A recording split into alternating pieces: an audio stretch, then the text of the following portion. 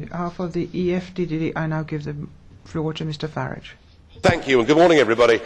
If this is European democracy in action, as we've heard this morning, I suggest we have a rethink. We're told that, as a result of the European elections, Mr Juncker here is the nominee. Well, I can tell you that absolutely nobody in the United Kingdom knew that when they voted in the European election, it had anything to do with the next nominee. And the truth of it is, your voters, actually in your countries, didn't realise what this process was. Mr Juncker's name did not appear on any single ballot paper. And the whole thing has been the most extraordinary stitch-up. I mean, the loser, Mr Schulz, gets the consolation prize of being an unprecedented second-term president in the Parliament. I mean, it's all just a pretence that we're increasing democracy. Now, of course, I'll be told, yeah, but hang on a second. The European Parliament, the elected bit of the European institution, did actually have a say and did decide whether Mr Juncker was to become Commission President or not. Well, let's just have a think about the process we're about to engage in. We've all got to be asked to vote, and we've got one candidate to vote for. I mean, it's like good old Soviet times, isn't it? Surely democracy means you get rather more of a choice than one. But I think far worse than that, it is going to be a secret ballot. I mean, you really couldn't invent it, could you? Hard on the heels of a European election, our voters are not going to know how any of us have voted. And I would say to you, Mr Schulz, as President of the Parliament shouldn't vote in secret. The whole point of being publicly elected representatives is we should be held accountable for our actions to our own voters, and to be asked to vote in secret, I think it's a huge insult to voters to ask us to vote in secret. Now, I would have thought, after the huge advances in the Eurosceptic vote, there might have been a rethink somewhere in Brussels, but clearly that was not to be. Mr Cameron had a brief go and tried to oppose your candidacy, but he was busy succeeding with reshuffles in Britain, but failing with reshuffles here.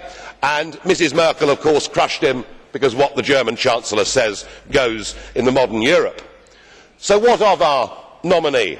Well, on the plus side, Mr Juncker, you are a sociable cove with a very much better sense of humour than most people I've met in Brussels.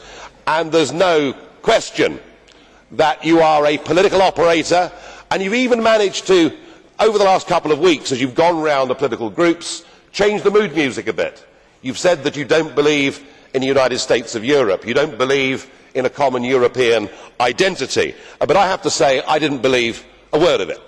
And today you've proven that actually you're stuck back with the ideas of the old Europe. You talked about Monsieur Delors being a hero of yours. Well, I can understand that from your perspective. But you also talked about Mr Mitterrand and Mr Kohl as being heroes of yours. I would have thought a wartime collaborator and somebody who left German politics under a huge cloud of a massive party funding scandal should not be the kind of people that we should stand up as great models of virtue in modern Europe today. You talked about the need for a common foreign policy and security policy. You talked about the need for a common energy policy. I mean, what is clear is you are going to carry on with the process of the centralisation of powers, which is not surprising, because for 20 years you've been a key player in this whole process, which frankly has treated democracy with deliberate contempt. I think the best example is your quote about the French referendum on the Constitution, where you said, if it's a yes, we will say on we go, and if it's a no, we will say we continue. How's that? How's that for belief in democracy? And your dedication to the project is, well, it's unchallengeable. I mean, you've said before that when it becomes serious, you have to lie. So in many ways, I suppose you are the perfect candidate for a lot of people in this House, and I've no doubt that you will get the nomination.